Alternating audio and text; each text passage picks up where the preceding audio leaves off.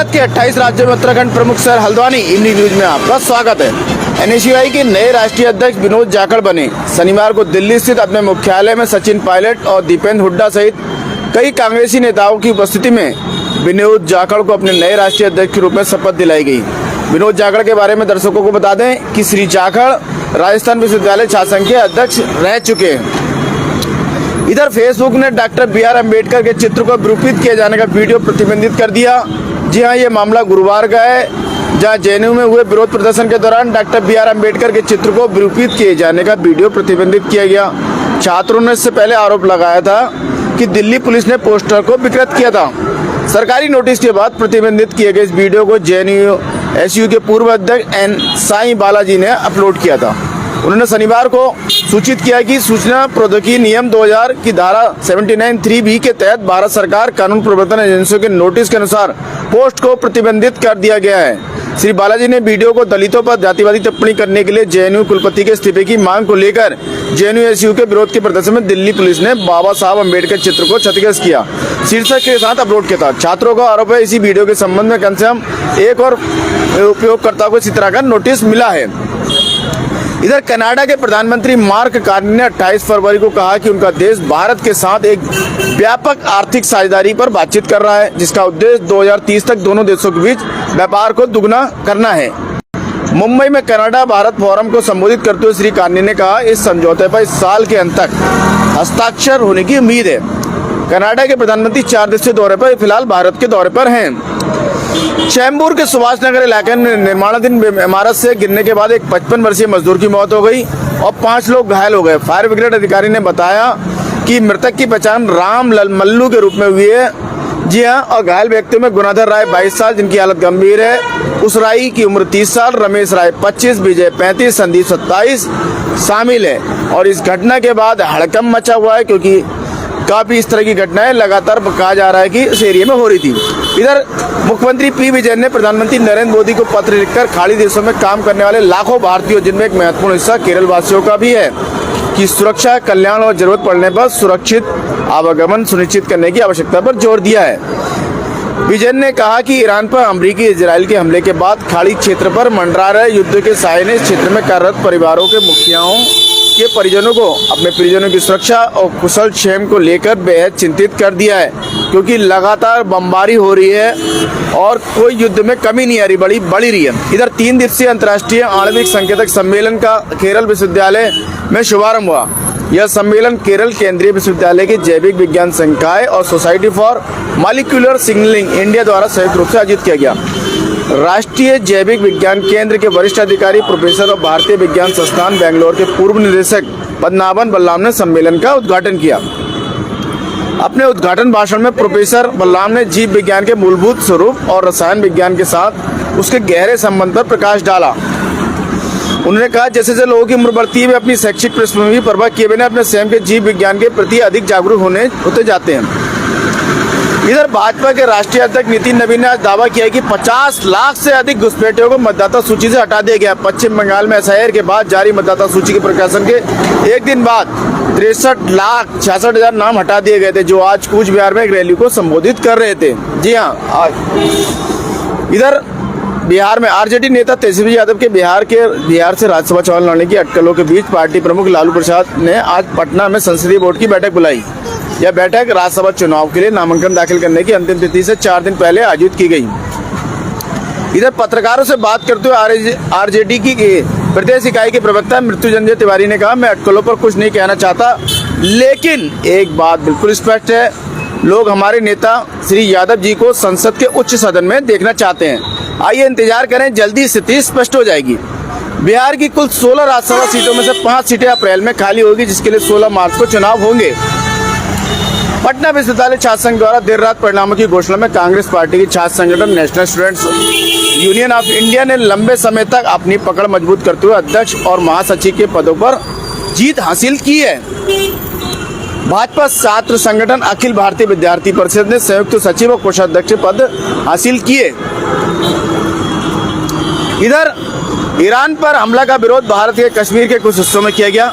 हमलों में ईरान के सर्वोच्च नेता अयातुल्ला अली खामनेई की हत्या के विरोध में हिंसक प्रदर्शन भड़क उठे।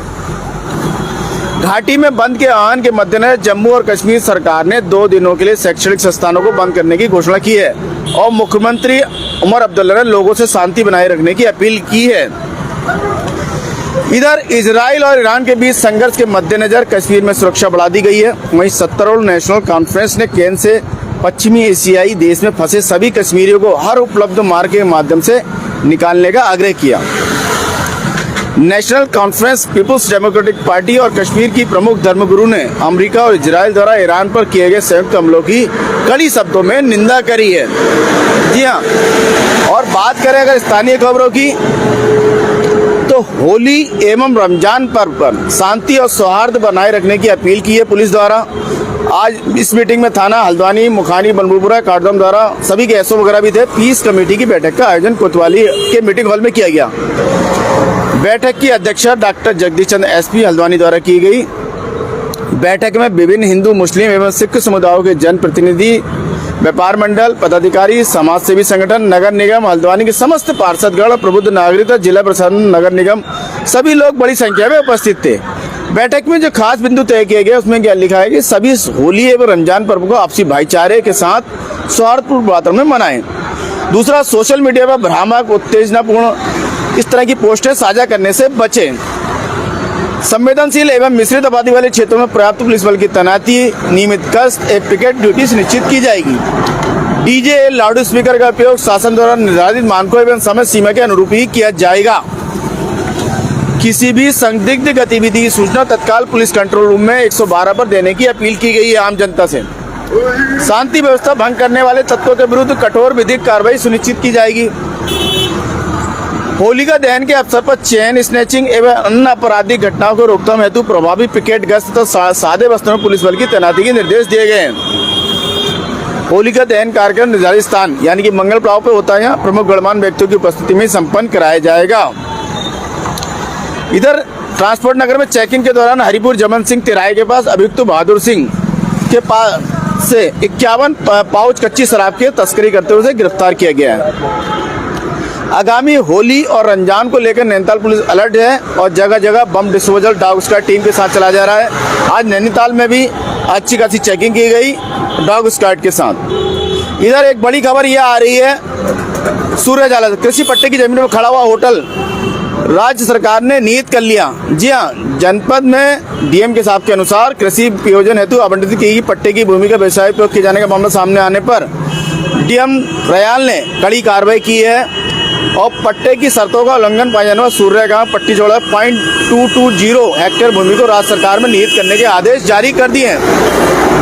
पूरी जानकारी इस प्रकार है कि गोपाल सिंह, केसर सिंह, उदली देवी को श्रेणी 5 व श्रेणी 7 का के अंतर्गत उक्त भूमि कार्य के लिए पट्टे पर आवंटित की गई थी, लेकिन जांच में पाया गया भूमि का उद्देश्य और किसमें किया जा रहा है और विकास करोल के पक्ष में कर दी गई। उक्त भूमि पर होटल रिजॉर्ट का निर्माण व्यावसायिक गतिविधियों पर प्रयोग किया जा रहा है। हालांकि रिजॉर्ट मालिक का कहना है कि उसके साथ गलत किया जा रहा है। आसपास जिसने भी जैसा भी बनाया सभी इसी तरह की उसमें किया गया है।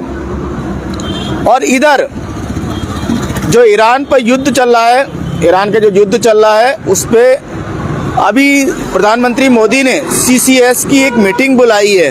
जी हाँ, सीसीएस की मीटिंग बनाई है जिसमें कई चीज़ें तय होंगी, क्योंकि लगातार ये बात चल रही थी कि भारत की कोई प्रक्रिया नहीं आ रही है, तो लगातार ये अच्छी खासी मीडिया डिबेट भी चल रही थी और सभी तरह। फिलहाल 10 बजे, अभी 9:10 हो रहे हैं और अभी 50 मिनट बाद ये मीटिंग शुरू हो जाएगी। इधर अभी ये खबर आई है कि ईरान ने अब्राहम लिंकन पे 4 बैलिस्टिक मिसाइल से हमला कर दिया, उसको शायद तबाह कर दिया है। अभी पूरी रिपोर्ट तो नहीं आई है, लेकिन ये आया है कि बैलिस्टिक मिसाइलें मारी हैं 4 अब्राहम लिंकन बहुत बड़ा युद्धपोत है जिसमें करीब 6 से 7 हज़ार लोग सैनिक रहते हैं, कई सैकड़ों एयरक्राफ्ट रहते हैं। इसी इन्हीं एयरक्राफ्टों की मदद से खामनेई का खात्मा किया था कल। जी हाँ, बिल्कुल पिन पॉइंट पे हमला किया था इसको लेके। लेकिन सोशल मीडिया से लेकर प्रिंट मीडिया, इलेक्ट्रॉनिक मीडिया में एक डिबेट ये छिड़ गई है कि ये अमेरिका की क्या खुली गुंडागर्दी है कि जब चाहे वो जिस देश पे हमला कर दे। ये इस बात की गुंडागर्दी की बात की चल रही है कि कभी भारत पे भी कर सकता है कश्मीर मुद्दे को लेके। तो इस तरह की ये बातें चल रही हैं। फिलहाल दर्शकों की अपनी प्रतिक्रिया है। आशा है आपको खबरें अपडेट रख रही होंगी। इसी के साथ मैं मनोज आर्य, खबर संसार के लिए जय हिंद।